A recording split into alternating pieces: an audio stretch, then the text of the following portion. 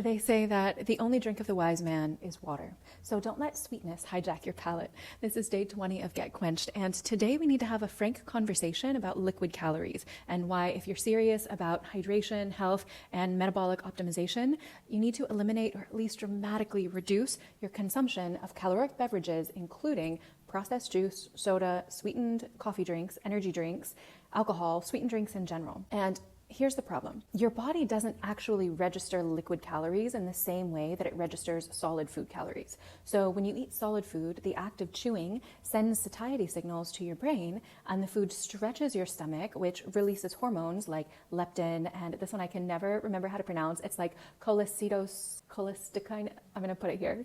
You don't know what it is. But these are the hormones that tell you that you're full.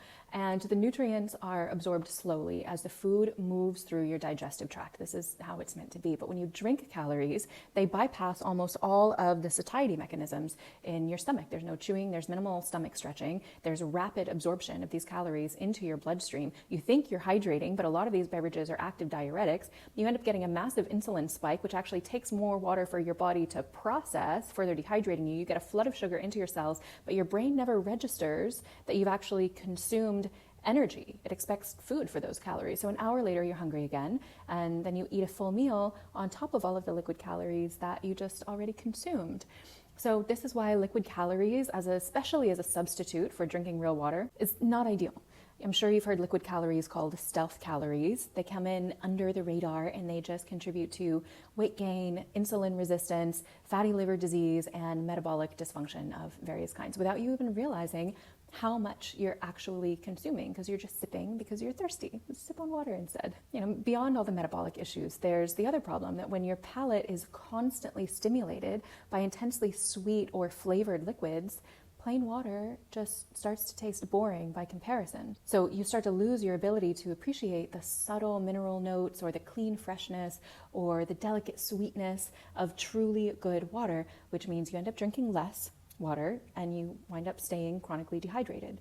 So a lot of people just don't drink enough water because their palate is so chronically overstimulated and addicted to flavor and sensation that they can't appreciate clean water anymore. That or they don't have access to really good, fresh, clean tasting sweet water. It's like if you've been accustomed to breathing in candle or incense fumes indoors all day because you want everything to have a fragrance, and you don't go outside and take deep lungfuls of clean, fresh air. We need the clean, fresh, zero stimuli for all of our senses sometimes, just like our ears need silence. Now, the ability of your palate to have this more refined taste for subtlety is really important because it's what eventually allows you to be able to discern high quality from low quality water. I know people who have been drinking plain tap water for so long that they no longer even taste the chemicals that are in it. It's just become normal to them. But then I take one sip and my body just automatically registers the artificialness of the water, the sneaky additives, and rejects it. I mean, it's hard for me to even swallow it.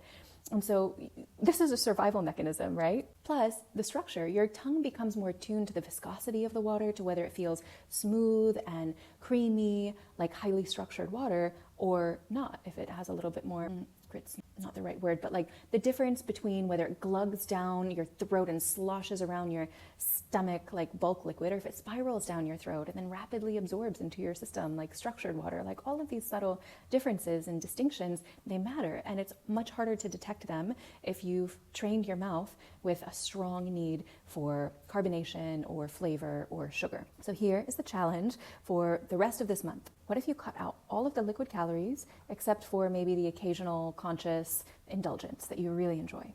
Just drink water, plain, unsweetened water. If you really need your caffeine fix, do what you gotta do, but that's it. Give your palate 2 to 3 weeks to just recalibrate, and I promise you, pure water will start to taste a lot better than anything else. Your body will start to really crave it. You'll start to notice the differences, between spring water and tap water, between structured and unstructured water, between mineralized and demineralized water.